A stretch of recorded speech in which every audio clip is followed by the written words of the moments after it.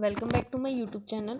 ਸੋ ਬੱਚੇ ਅੱਜ ਜਿਹੜਾ +1 ਕਲਾਸ ਦਾ ਟਰਮ 1 ਪ੍ਰੀ ਟਰਮ ਹੋ ਰਿਹਾ ਤੋ ਕੈਮਿਸਟਰੀ ਦਾ ਪੇਪਰ ਡਿਸਕਸ ਕਰਾਂਗੇ। ਤੋ ਅੱਜ ਦਾ ਪੇਪਰ ਤਾਂ ਸੌਖਾ ਹੀ ਸੀਗਾ, ਬਹੁਤ ਬੇਸਿਕ ਕੰਸੈਪਟ ਸੀਗੇ। ਤੋ ਜਿਹੜਾ ਫਸਟ ਕੁਐਸਚਨ ਹੈ, first question who is non as father of chemistry. ਤੋ ਆਪਾਂ ਐਂਟਨੀ ਲੈਵੋਇਸਿਅਰ ਨੂੰ ਫਾਦਰ ਆਫ ਕੈਮਿਸਟਰੀ ਬੋਲਦੇ ਹਾਂ, ਠੀਕ ਹੈ ਜੀ। ਨੰਬਰ ਆਫ ਸਿਗਨੀਫਿਕੈਂਟ ਫਿਗਰ ਇਨ ਦਿਸ ਤੋਂ ਰੂਲ ਹੁੰਦਾ ਆਫਟਰ ਡੈਸੀਮਲ, ਠੀਕ ਹੈ ਜੀ। ਤੋ ਜਿਹੜਾ ਆਪਾਂ ਇਹ 0 ਤਾਂ ਕੰਸੀਡਰ ਨਹੀਂ ਕਰਾਂਗੇ ਔਰ ਇਹ ਵੀ 0 ਜਿਹੜੀ ਹੈ ਇਹ ਕੰਸੀਡਰ ਨਹੀਂ ਕੀਤੀ ਜਾਏਗੀ। ਤੋ ਸਿਗਨੀਫਿਕੈਂਟ ਫਿਗਰ ਕਿੰਨੀਆਂ ਹੋ ਗਈਆਂ 1 2 3। 1 ਫਰਮੀ ਜਿਵੇਂ ਆਪਾਂ ਕਹਿੰਦੇ 1 ਨੈਨੋ ਇਜ਼ ਇਕੁਅਲ ਟੂ 10⁻⁻9। ਤੋ ਇੱਥੇ ਇੱਦਾਂ ਹੀ 1 ਫਰਮੀ ਹੁੰਦਾ, ਤੋ that is equal to 10⁻⁻15। We know 1 mole of substance.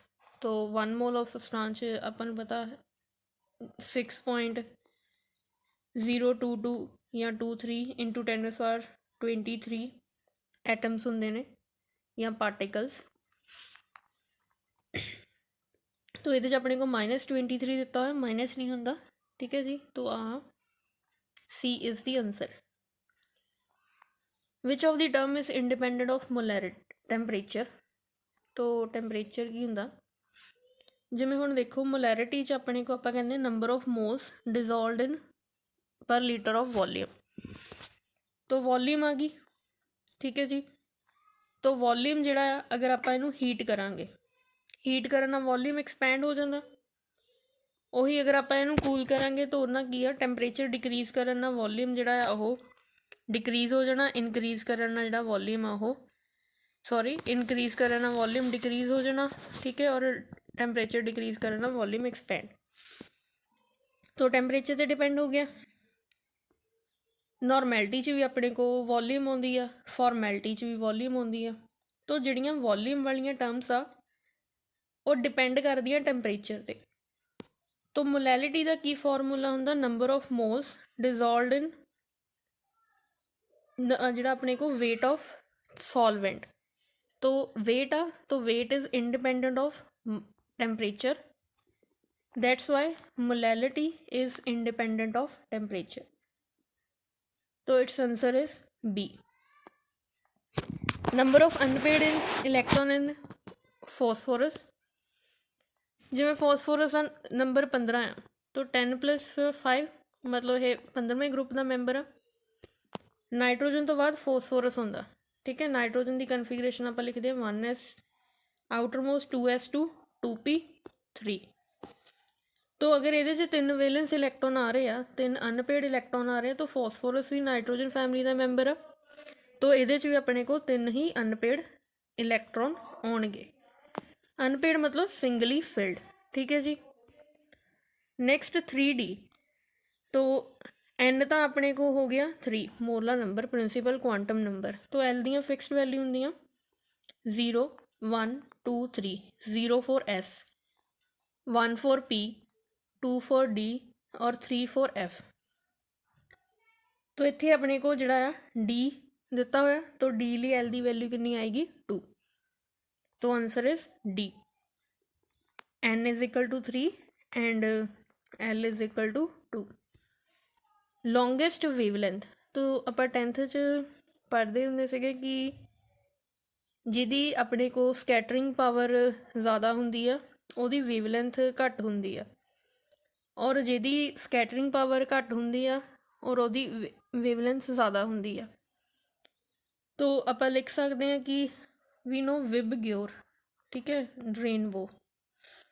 ਤੋ ਜਿਹਦੀ ਘੱਟ ਡੇਵੀਏਸ਼ਨ ਉਹਦੀ ਜਿਹੜੀ ਵੇਵਲੈਂਥ ਆ ਉਹ ਜ਼ਿਆਦਾ ਹੋਏਗੀ।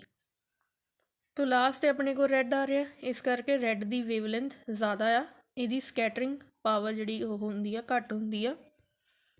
ਬਲੂ ਜ਼ਿਆਦਾ ਸਕੈਟਰ ਕਰਦਾ। ਨੈਕਸਟ ਪ੍ਰਿੰਸੀਪਲ ਵਿਚ gives a way to fill the electron in the available energy level. ਤੋ ਆਪਾਂ ਨੇ ਕਹਿੰਦੇ ਕਿ ਪਹਿਲਾਂ 1s 'ਚ ਭਰਾਂਗੇ, ਠੀਕ ਹੈ। ਜਦੋਂ ਤੱਕ 1s ਨਹੀਂ ਭਰਦਾ ਉਦੋਂ ਤੱਕ 2s 'ਚ ਨਹੀਂ ਜਾਣਾ। ठीक है। तो पहला ये वाला जिहड़ा रूल दिता सीगा ये एफबो प्रिंसीपल के अकॉर्डिंग सीगा। टोटल नंबर ऑफ ऑर्बिटल्स अगर अपन ने फाइंड करने हैं तो आप जिहड़ा फॉर्मूला लगाने that is n square. For example s ही ले लो, ठीक है जी, 1s, n1 हो गया 1 का स्केयर टोटल ऑर्बिटल, ठीक है। एस लिए जी आप कह लो 1 वैल्यू अगर पुट करते हैं तो 1 का स्केयर 1, तो एस ऑर्बिटल जिहड़ा है वो 1 ही आएगा, ठीक है जी। नैक्सट एल्कलाइन अर्थ मैटल, तो alkaline earth metal is group 2, s block elements ने जिन्हें beryllium, magnesium, calcium, strontium, barium and radium. Alkaline earth metal belongs to group 2। D block elements, तो जिहड़े डी ब्लॉक एलीमेंट्स होंदे आ हरेक series 10 elements होंदे आ। तो अगर हरेक सीरीज 10 एलीमेंट्स होणगे मतलब 3 to 12 आप कहने हैं, तो 3 4 5 6 7 8 9 10 11 12, तो कितने हो गए टोटल 1 2 3 4 5 6 7 8 9 10, तो 10 ही एलीमेंट्स होंदे ने, ठीक है। तो कितने ग्रुप्स हो गए 10 groups. Following do not have any unit, तो जिहड़ा अपने को कहने आप आयनाइजेशन एंथैल्पी, सो अपने को कहते पहला तो अटोमिक रेडिए की गल करते हैं, तो रेडियस मतलब लेंथ आ, तो ये यूनिट्स होणगे। आयोनाइजेशन एनर्जी मतलब एनर्जी आ, तो पोटेंशियल या किलो जूल च मेजर किया जाएगा। इलैक्ट्रॉन एफिनिटी मतलब गेन करन ते जो एनर्जी रिलीज होएगी, तो एनर्जी आ यूनिट्स होणगे। तो इलैक्ट्रोनैगेटिविटी के कोई भी यूनिट्स नहीं होंगे। ग्रुप 16 देखो, ग्रुप 15 आप बोलते हैं pnicogens, group 16 is called chalcogens because they are जिहड़े अपने को ऑक्सीजन और सल्फर होंदियां इन्हां दियां ओर्स ज़्यादा होंदियां, ठीक है। तो इन्हों चिलैकोजन्स बोलिया जाता, कॉपर दियां ज़्यादा ओर बनाते हैं ये group 16। In modern periodic table, तो हैनरी मोसले ने अरेंज किया सीगा एलीमेंट्स नू in increasing order of their atomic number. Octet rule, तो ऑक्टेट रूल जिहड़ा सीगा कौसल एंड ल्यूइस ने दिता सीगा। Next unit of dipole movement, तो dipole movement the kelvin is temperature, Celsius is temperature, pascal is pressure. तो debye आप लिखते हैं ना 1 पॉइंट समथिंग डी लिखते हैं, तो डी इज़ इत्थे डिबे हुंदा, तो unit of dipole movement is debye. Sigma bond and pi bond count करने, तो दिस इज कार्बन 2 ने, हाइड्रोजन भी 2 आ। एक कार्बन की वैलेंसी पूरी होगी, तो होर कार्बन कितने बॉन्ड बना सकता 3, तो ट्रिपल बॉन्ड च 2 पाई 1 सिग्मा, आ भी सिग्मा आ भी सिग्मा, तो 3 सिग्मा हो गए अपने को, 2 जड़े हो गए वो पाई, तो option is a 3 sigma 2 pi. If bond order increases, bond order मतलब आ सिंगल बॉन्ड आ डबल आ ट्रिपल आ, तो जिदा जिदा बॉन्ड ऑर्डर वधदा जांदा आ बॉन्ड लेंथ की हो रही है इत्थे डिक्रीज हो रही है। Which of the shortest carbon carbon bond length, तो हुणे आपां ने पढ़िया जिहड़ी सिंगल बॉन्ड होएगी वो ज़्यादा वड्डी होएगी एज़ कंपेयर टू सैकेंड थोड़ी जी ज़्यादा वड्डी होएगी as compare to triple bond. तो हुण बेंजीन हुंदी है, दिस इज बेंजीन, तो डबल बॉन्ड आ गया एक सिंगल, तो डबल बॉन्ड आ इहदे च। इथीन डबल बॉन्ड, आइन मतलब ट्रिपल बॉन्ड, तो ट्रिपल बॉन्ड आ गया ओबवियसली, फिर ट्रिपल बॉन्ड जिहड़ा होगा उहदी बॉन्ड लेंथ अपने को सब तो छोटी होएगी। तो पैरामैगनैटिक किद्दां काउंट करते हैं, वैसे तो जिहड़ा आपां MOT के थ्रू फाइंड करते हैं, तो इत्थे छोटा जिहा ट्रिक वरतांगे, जिवें NO+ आ मतलब एक नाइट्रोजन तो हो गए 7 इलैक्ट्रॉन, ऑक्सीजन तो हो गए 8 इलैक्ट्रॉन, तो ये हो गए 15। 1 प्लस चार्ज तो एक घटा दो, बचे 14। तो 14 इज डिवाइडेड बाय 2, तो जिहड़ा 2 ना डिवाइड हो रहा वो डायमैगनैटिक। नैक्सट O2 नैगेटिव, 2 ऑक्सीजन ने, एक ऑक्सीजन चों 8 इलैक्ट्रॉन आ, दूसरे तो भी 8 इलैक्ट्रॉन आ, टोटल 16। ठीक है जी। तो इत्थे अपने को एक नैगेटिव आ गया, एक ऐड कर दो 17। तो 17 इज़ नॉट डिवाइडेड बाय 2, तो कुछ लैफ्ट बचेगा, कंप्लीटली डिवाइड नहीं हो रहा। आ भी देख लेंगे हैं। CN तो कार्बन है 6 इलैक्ट्रॉन, कार्बन च नाइट्रोजन च 7, एक माइनस का तो एक ऐड कर दिए, तो ये हो गए 14। 14 is divided by 2। Similarly carbon 6, oxygen 8, तो 14 is divided by 2। Here it is not divided by 2, that's why it is paramagnetic in nature। तो अगर बना के भी देखना तो ऑक्सीजन जिहड़ा अपने को 4 इलैक्ट्रॉन इधर, तो एक नैगेटिव आ, 5 इधर कर देंगे, 9 हो गए। तो ये रिवर्स ट्रायंगल हुंदा, जिहड़ा सिग्मा वाला नीचे आएगा, पाई वाले, फिर pi star, then sigma star. Total 9 1 2 3 4 5 6 7 8 9, एक अनपेड आ गया, that's why it is paramagnetic in nature. Hybridization of C in SCN molecule, तो हाइड्रोजन साइनाइड आ, तो देखो कार्बन आ, कार्बन की इक्विवेलेंसी पूरी की हाइड्रोजन ने, नाइट्रोजन जिहड़ा वो 3 बॉन्ड बनाउंदा, नाइट्रोजन की 3 वैलेंसी पूरी होगी, 3 बॉन्ड बनाउण नाल कार्बन की वैलेंसी पूरी होगी 4। तो यह सिग्मा पाई ट्रिपल बॉन्ड च जिहड़े हुंदे आ, एक सिग्मा हुंदा, 2 पाई, 2 सिग्मा आ गए। ठीक है जी। तो SP एक सिग्मा, 2 सिग्मा बॉन्ड हाइब्रिडाइजेशन च, तो यदी हाइब्रिडाइजेशन होगी SP। जिमें आप लिखते हैं ना दिस वन हरेक कार्बन, तो ये भी तो कार्बन SP हाइब्रिडाइज्ड होंगे, तो सेम उही चीज़ है इत्थे अपने को नाइट्रोजन। ठीक है जी। नैक्सट वीकेस्ट बॉन्ड, तो जिहड़ा वीकेस्ट बॉन्ड हुंदा है, तो जिहड़ा वीकेस्ट बॉन्ड है, ionic bond is strongest bond. ठीक है। Cations, strong force of attraction between cations. Covalent is formed by sharing, और मैटल च तो वैसे ही स्ट्रोंग बॉन्ड हुंदा। जिहड़ा हाइड्रोजन बॉन्ड हुंदा, तुसीं जदों आपां हाइड्रोजन बॉन्ड बनाउंदे आपां ऑलवेज डॉट नाल रिप्रजेंट करते हैं।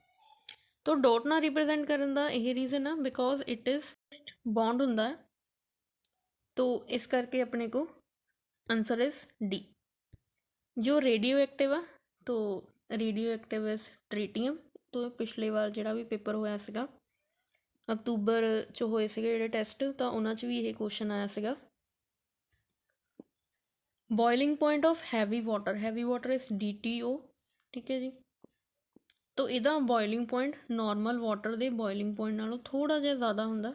ठीक है जी। तो that is 101.4 degree Celsius. Calcium hydrolith is a hydride of calcium, that is calcium hydride. Isoelectronic तो मतलब जिन्हां च अपने को सेम नंबर ऑफ इलैक्ट्रॉन होण। तो सेम नंबर ऑफ इलैक्ट्रॉन मतलब हाइड्रोजन तो एक हुंदा, तो माइनस मतलब 2 हो गए टोटल। लिथियम च 3 होंगे, हीलियम च 2 होंगे, तो answer is helium. Ortho and para hydrogen. So next question, ortho and para hydrogen, तो जिहड़े ये डिफर होंगे आ, इत्थे अपने को प्रोटोन की स्पिन जिहड़ी हुंदी है वो डिफर हुंदी है। ठीक है जी। Does not show photoelectric effect. तो first of all photoelectric effect हुंदा की है कि आपां ने जदों मैटल के सरफेस ते कोई लाइट स्ट्राइक करवाई तो वह इलैक्ट्रॉन इजैक्ट कर देवे।